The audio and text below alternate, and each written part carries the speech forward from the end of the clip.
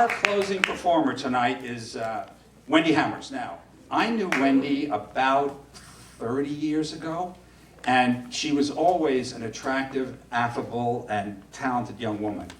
But I met her recently, about a year or two. She was not only more attractive, she was so incredibly talented and so well poised that I was thrilled to have her on the show tonight. And I'm going to tell you a little bit about her resume, those of you who don't know. She's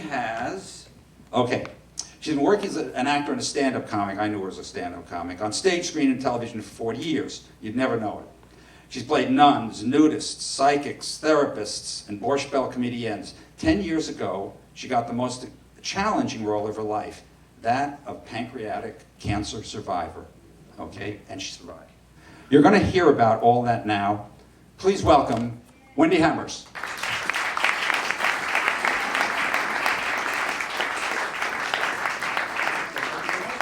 All right, friends, good to see you. I am so grateful for this opportunity. I was asked just a couple days ago to do this, and I understand that the purpose, or sort of like the focus of these shows here, the lovely Electric Lodge, is for established performers to do new work.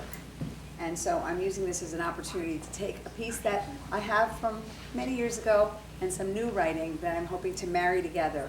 I now travel the country doing a show called I Broke Up with Cancer, and so I'm hoping that this is going to work for that. In the meantime, I hope you enjoy it. It'll be in two parts. Some of it's performance, some of it's reading. And here we go.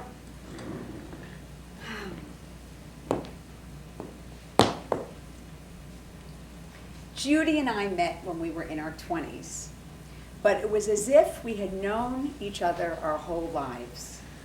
We were like teenagers together, lying on our beds in our respective apartments, chatting on the phone for hours, twirling phone cords. You remember phone cords? Yeah. Yeah. We were like a cheap production of Bye Bye Birdie. Now, at this time in my life, I was chubby and working at a health food store because I believed health food, the more you eat, the healthier you get. So this is what I would do. I would divide my time between advising people on nutritional counseling and binging my brains out.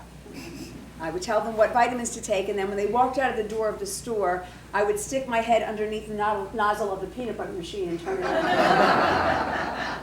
And then I would immediately feel stressed and embarrassed and remorseful. But when I confessed all this to my friend Judy, she said, "Anyone actually see you eat all that healthy crap?" Well, then it didn't really count. See, anything eaten on a Sunday or in the rain, before or after exercise, pre or post menstrual, in the winter, none of it counts. We would giggle till we peed our pants, and then Judy would sign off with her signature, "Gotta run, Doc, call me every 5 minutes." I think now about all the time we spent obsessing about our bodies. The size, the shape, the firmness, the number on the scale. If only we could take a day off from our bodies.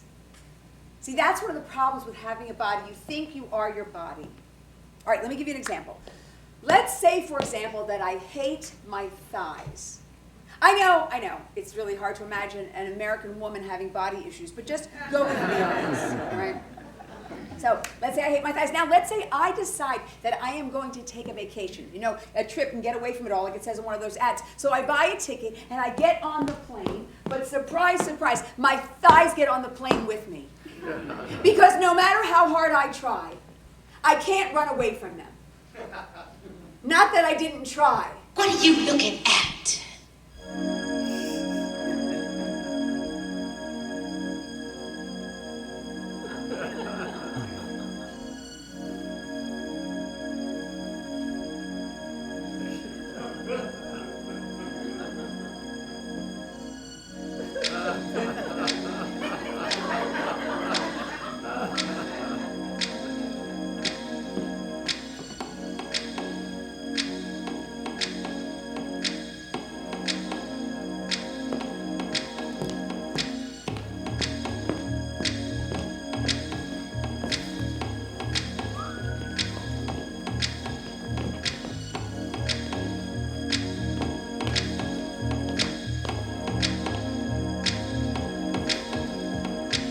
Atkins Zone, Southeast 2. We hate Jenny Craig.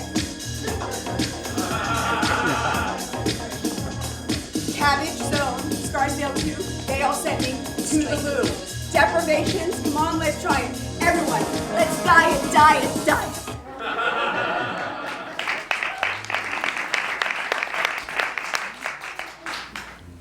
Judy and I were like warriors together, trying to figure out how to be women, to feel right and good and enough. If only she'd known how good and right she was. Her perfect, shiny, fat soul. And now she's dying. May 2nd, 2002, I volunteer at a cancer support community in the Valley, WeSpark, in hopes of finding a community for her. I casually comment to one of the other women in the group, "Oh, I really like your haircut." "Oh, thanks, I'm just glad I have hair." Someone else chimes in, "Breast cancer?" "No, brain." As we continue around the circle, it becomes apparent to me that I am the only woman in the room who doesn't have cancer. And that's when I realize my body is perfect. Vital, healthy organs, perfect blood count, yummy, fleshy thighs that I could wrap around someone's ear should I so desire. And a perfect, ample ass.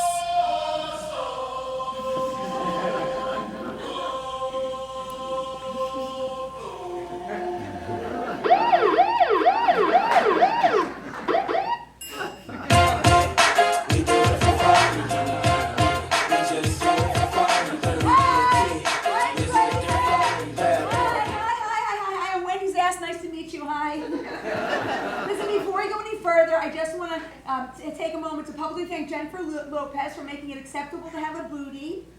I like to think of myself as the Jewish J-Lo. I am Julo. Now, as far as asses go, I'm nice. I mean, I'm an ass, but I'm not an ass. You know what I mean? And I do a lot of really nice things for Wendy. I like help her sit down and fill out a pair of jeans. And how does she thank me? She shoves me into a thong. Take a look at me. Take a look. Do I look like I would enjoy a thong? Now, let me put it this way. I put one on in June. I haven't seen it since, okay? Where did it go? And then the phone rings. Hello? It's a friend calling, telling me, go to the hospital. Now. Judy's in a coma.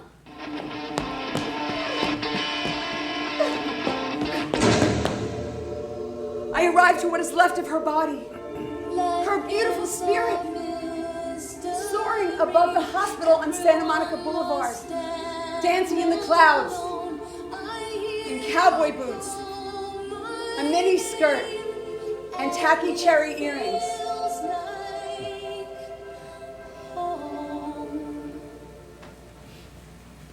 That was her last day alive. And in that moment, it hit me.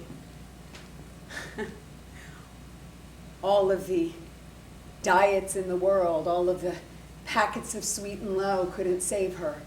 Not the plastic sweatpants, not the measuring out or pouring in or squeezing into or obsessing over. None of it would bring back that vibrance that we all miss so much. And then a thought floated in. If it were my last day, would I spend it wondering or worrying about whether or not my stomach was flat? No. But do we ever know when it is our last day? Tomorrow's not a guarantee. It was right there that I made a decision. Kind thoughts about my body from this day forward. I made a decision to start actively looking for healthy examples of beauty and aging. And for a while, it worked. It really did. I mean, I really did love myself. I wanted to honor Judy and celebrate my life because I had one. I wanted to celebrate my body because I had one. But she didn't. I wrote this show and spent a year and a half touring the country, sharing this message with women of every age, size, and shape, from Los Angeles to New York to Hawaii to Florida to Canada. I hope that others would wake up to their own magnificence and celebrate the bodies they were in right now. And secretly,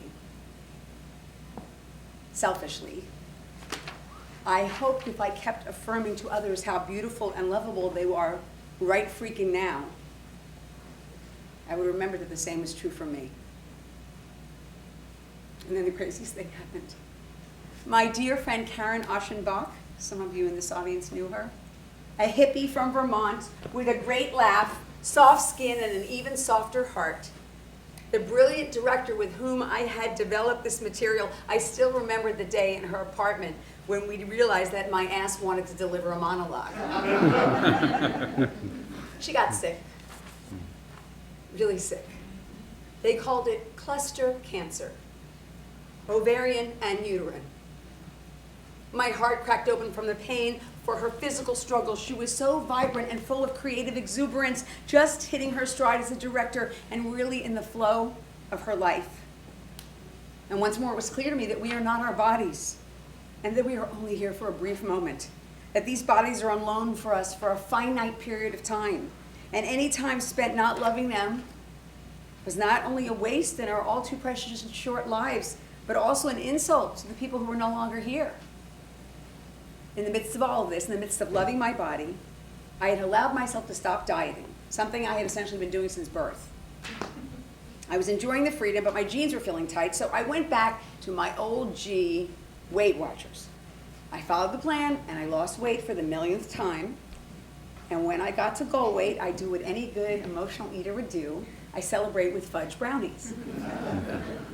I go back the next week, and I've lost 2 more pounds. I tell the man with the plastic name tag behind the counter, "Oh, your scale's broken." He said, "No, it's not." But I can't stop losing weight.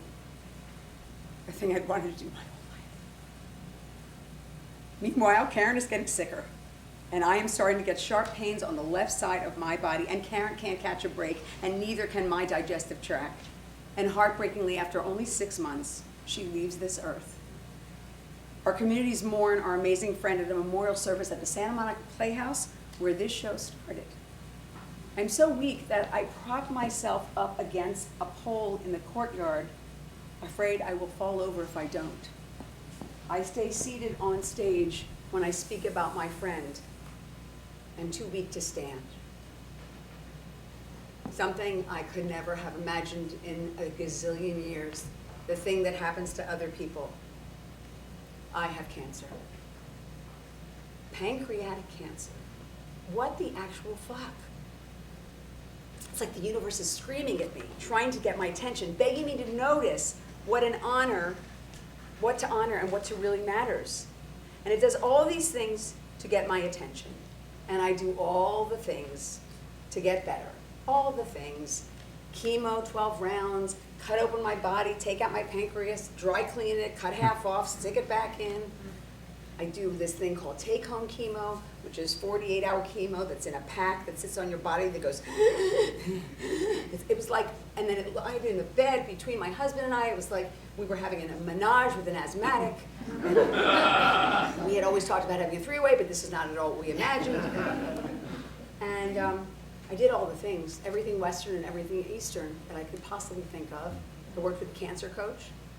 I envisioned what my life would look like on the other side of the cancer, what I wanted and needed to be different in my life. And after all of that, I got better. And let's see, a week ago Sunday, I celebrated 10 years cancer-free. I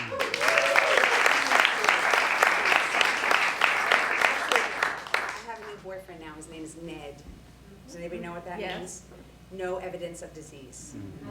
In fact, when they looked at the scan, they told me that the findings were unremarkable. That's what they say when there's literally nothing to remark on a scan.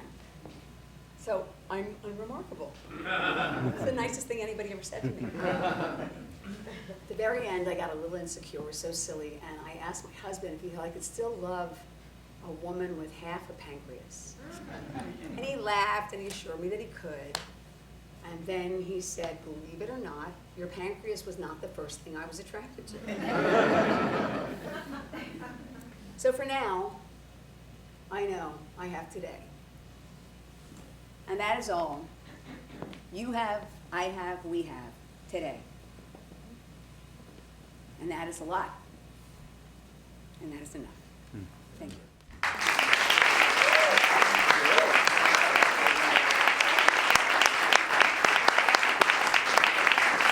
I'd like all the performers.